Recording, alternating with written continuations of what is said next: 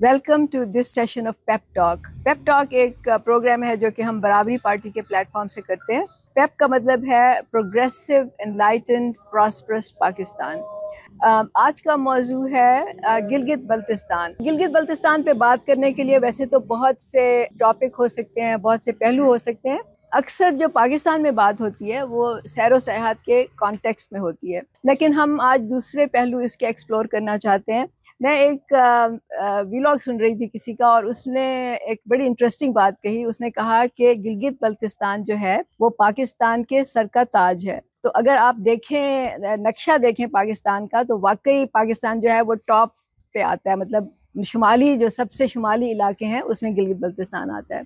और जो interesting titbits हैं उसके, वो ये है कि जो पाकिस्तान का कौमी जानवर है मारखोर, वो भी उन्हीं पहाड़ों में मिलता है। फिर जो पाकिस्तान का कौमी परिंदा है वो भी उन्हीं पहाड़ों में उड़ता है। और जो पाकिस्तान का कौमी दरख्त है देवदार या सीडर, जिसको हिमालयन सीडर कहते हैं, वो भी उसी इलाके में है। ये तो इंटरेस्टिंग फैक्ट्स हैं अबाउट गिलगित बल्तिस्तान, लेकिन उसके पीछे एक तारीख भी है, उसका पॉलिटिकल इम्पोर्टेंस भी है, जियो पॉलिटिक्स के हवाले से भी ये एरिया इम्पोर्टेंट है। तो आज हम इसलिए इस पे बात करेंगे। हमारे साथ मेहमान हैं और पार्टी के रुकन हैं।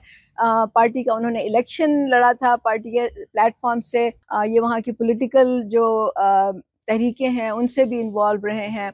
और हम चाहेंगे कि हैदर आपको आज अपने वहाँ पे जो तासरात हैं, ख्यालात हैं, जो इन्होंने सीखा और जो समझते हैं कि वहाँ के क्या इश्यूज़ हैं, उस पर बात करें। फिर उसके बाद हम उसको ब्रॉडर पर्सपेक्टिव में भी देखेंगे। हैदर। थैंक यू डॉक्टर साहिबा। जैसा आपने कहा कि 2020 में मैंने इलेक्शन लड़ा गिलगित बल्तिस्तान की कॉन्स्टिट्यूंसी 6 हुंजा से। इलेक्शन लड़ने का एक मकसद यही था कि चूँकि मैं पार्टी के नज़रियात से मुंसलिक हूँ। 2018 जब पार्टी बनी तो डेफिनेटली, क्योंकि पाकिस्तान के मुख्तलिफ सूबों की तरह गिलगित बल्तिस्तान में भी इलेक्शन कंटेस्ट सिर्फ़ और सिर्फ वही लोग करते हैं जो सरमायादार हैं, जागीरदार हैं, माफियाज हैं, जो असर रसूख रखते हैं। और जो मेन स्ट्रीम पार्टीज़ हैं फेडरल में, बड़ी बड़ी पार्टीज़ हैं, मुस्लिम लीग नून, पीपल्स पार्टी और तहरीक इंसाफ, वो वही उन्हीं लोगों को लड़वाती हैं जो वहाँ के बड़े बड़े लैंड लॉर्ड्स हैं, माफियाज हैं। तो चूँकि ये एक सिंबॉलिक रिप्रेजेंटेशन था पार्टी की तरफ से इलेक्शन लड़ना, कि आम आदमी भी इलेक्शन लड़ सकता है।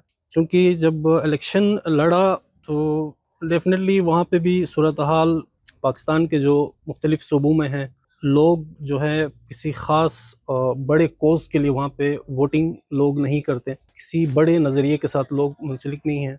चूँकि वहाँ पे इलेक्शन में जाने के लिए आपके पास बहुत ज़्यादा पैसे होने चाहिए आपके पास, फ़र्स्ट ऑफ ऑल। चूँकि इलेक्शन लड़ना बड़ा मुश्किल था, बट हमने पार्टिसिपेट किया तो फर्स्ट एक्सपीरियंस बहुत अच्छा रहा।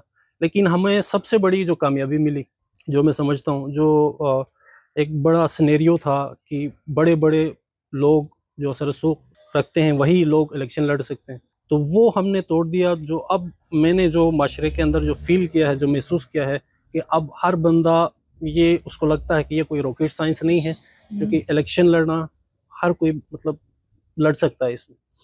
तो जहाँ तक मसाइल की बात की जाए गिलगित बल्तिस्तान में, मैं अपनी डिस्ट्रिक्ट की अगर बात करूँ तो मसाइल वहाँ पे जो रियासत की तरफ से जो एक ज़िम्मेदारियाँ होती हैं, खाना, कपड़ा, घर, तहफ़्फ़ुज़, तालीम, सेहत, रोज़गार, बिजली, पानी, ट्रांसपोर्ट, इंसाफ, ये चीज़ें ना होने के बराबर हैं। अगर आप देखें तो मेरा डिस्ट्रिक्ट जो है चाइना बॉर्डर, जहाँ पे आपका चाइना पाकिस्तान इकनॉमिक कॉरिडोर का जो है ना मेन दरवाज़ा है वहाँ पे।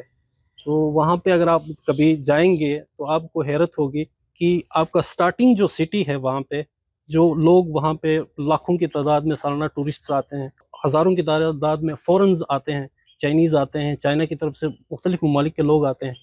तो वहाँ पे पीने का पानी नहीं है, तो और बाकी चीज़ें तो दूर की बात है। सेहत से रिलेटेड अस्पताल है ही नहीं वहाँ पे, बिजली है ही नहीं। हालांकि वो वहाँ के जो अगर रिसोर्सेज को यूटिलाइज़ किया जाए तो लाखों मेगावाट बिजली हम पैदा कर सकते हैं और एक्सपोर्ट भी इवन कर सकते हैं। लेकिन अब जो ये मेन स्ट्रीम पॉलिटिकल पार्टीज़ हैं, इनकी पॉलिसीज़ तो खैर समझ नहीं आती वहाँ के हवाले से। तो वहाँ के जो बुनियादी इंसानी ज़रूरियात हैं वो ना होने के बराबर और बहुत सारे मुश्किलात हैं। तो उस हवाले से हमने कोशिश किया था कि जनरल लोगों को मोबिलाइज़ करें, उस अवेयरनेस दें कि लोग अपने हुकूक़ के लिए खड़े हों। तो वो बहरहाल हमने कोशिश की। अब देखते हैं आगे इस जो है ना हम स्ट्रगल को हम जारी रखें। तो इस वक्त जो कम से कम हम सुनते हैं, जो बेसिक बुनियादी वजह है पाकिस्तान और गिलगित बल्तिस्तान का जो आपस का रिलेशनशिप है, वो ये है कि उस खित्ते की इस वक्त कोई कॉन्स्टिट्यूशनल वैल्यू नहीं है या कॉन्स्टिट्यूशन में उसका कोई जिक्र नहीं है। तो ये एक अधूरा सा ताल्लुक है जो नापायदार भी है और उसकी वजह से बहुत से प्रॉब्लम्स भी क्रिएट हो रहे हैं।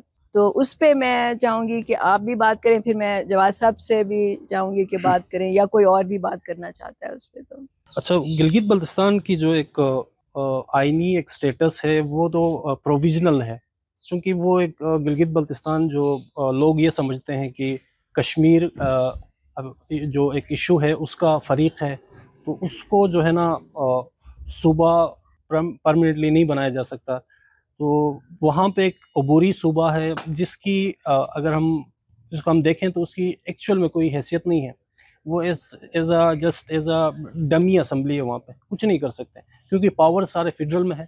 जो भी आपके पॉलिसीज़ हैं, जो भी आपके फैसले हैं, वो सारे के सारे जो है ना यहाँ फेडरल से होते हैं। वो जस्ट वहाँ पे जो मेंबर्स होते हैं वो जस्ट असेंबली में जाते हैं, जस्ट डिस्कशंस, वो अपनी वहाँ पे कानून साजी नहीं कर सकते। उनके अंदर अगर ये कहा जाए कि ऑटोनोमस पावर अपने राइट्स के लिए, अपने हुकूक के लिए, अपने कानून साजी के लिए उनके पास नहीं है, क्योंकि किए जा सकते हैं। जैसे अगर जैसे आज़ाद कश्मीर भी इसी कश्मीर के मसले का एक फ़रीक है, तो अगर आप वहाँ आज़ाद कश्मीर को अलग एक स्टेटस दे सकते हैं, आप वज़ीर आज़म दे सकते हैं, सदर दे सकते हैं, तो वहाँ भी दे सकते हैं। अगर आप वो नहीं दे सकते हैं, आप प्रोविजनल आप सूबा बना रहे हैं, तो वो भी अच्छी बात है।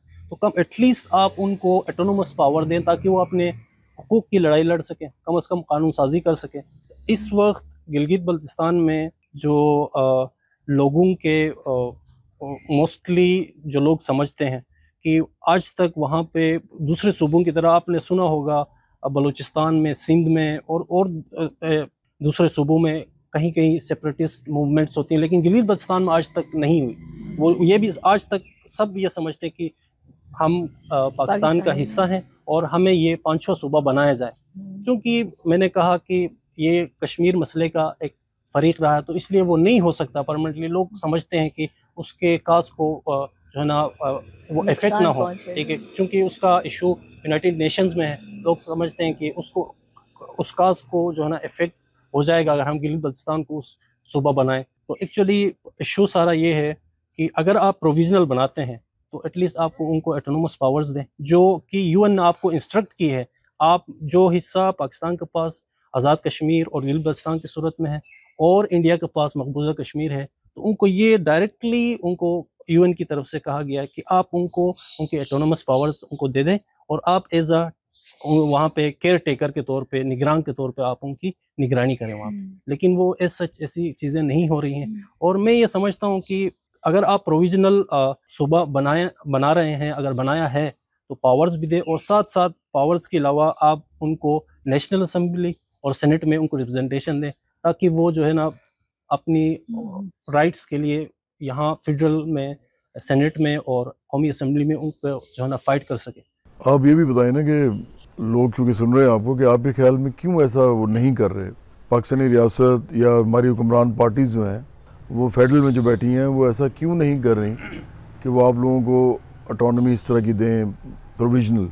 आपका क्या ख्याल है, किस वजह से नहीं कर रहे? वो एक्चुअली मेन प्रॉब्लम ये है कि चूँकि वो ख़ित्ता, उसके बहुत से अनासिर हैं, क्योंकि यहाँ पर जो हुक्मरान अशराफिया है, क्योंकि गिलगित बल्तिस्तान में बहुत से वसाइल हैं और बहुत से कारोबारी मराकज़ हैं जिनसे वो ज़ाती तौर पर ख़ुद फ़ायदा उठा रहे हैं। वो जो है ना, अगर आप उसको सूबा बनाएंगे तो कोई तीसरा बंदा पाकिस्तान के किसी भी सूबे से वहाँ जाके वो इन्वेस्टमेंट्स नहीं कर सकता, वहाँ से फ़ायदे नहीं ले सकता, क्योंकि इस वक्त सारा का सारा जितना भी हुक्मरान अशराफिया है इस मुल्क का, जितने भी लैंड लॉर्ड्स हैं, वहाँ पे लैंड ग्रैबिंग होती है, बहुत से ज़मीनें वहाँ पे इस वक्त ख़रीदी गई हैं जहाँ पे इन्वेस्टमेंट्स हुई हैं। तो वहाँ पे टैक्स का निज़ाम है ही नहीं, क्योंकि लोगों का सबसे पहले यही है कि नो टैक्सेशन विदाउट रिप्रेजेंटेशन, क्योंकि उसका एग्जैक्टली वहाँ पे के लोग तो फ़ायदा नहीं उठा रहे, फ़ायदा उठा रहे यहाँ के अशराफिया कि डायरेक्टली लोगों की इन्वेस्टमेंट्स, बड़ा जो पैसा लगा है हुक्मरान तबके का यहाँ से लगा है और वो मज़े लूट रहे हैं, और वो नहीं चाहते कि इनको ऑटोनोमस पावर मिले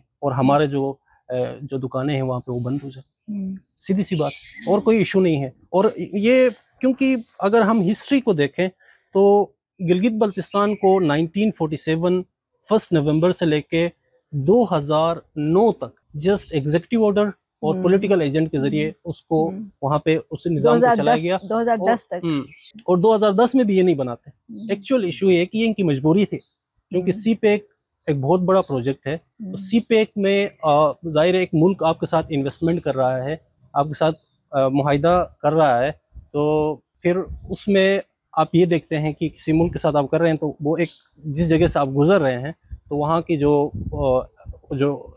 हदूद है, वो टेरिटरी, वो एक डिस्प्यूटेड एरिया है, तो डेफिनेटली वो नहीं करेंगे। ठीक है, तो अगर आप वहाँ पे उस मुआहिदे को करना चाह रहे हैं तो फिर उसको आप कानून और आइन के ज़ुमरे में उसको लाना पड़ेगा। So that was the initiative for the CPEC, otherwise वो भी मेरे ख्याल में आज तक वो ना होता।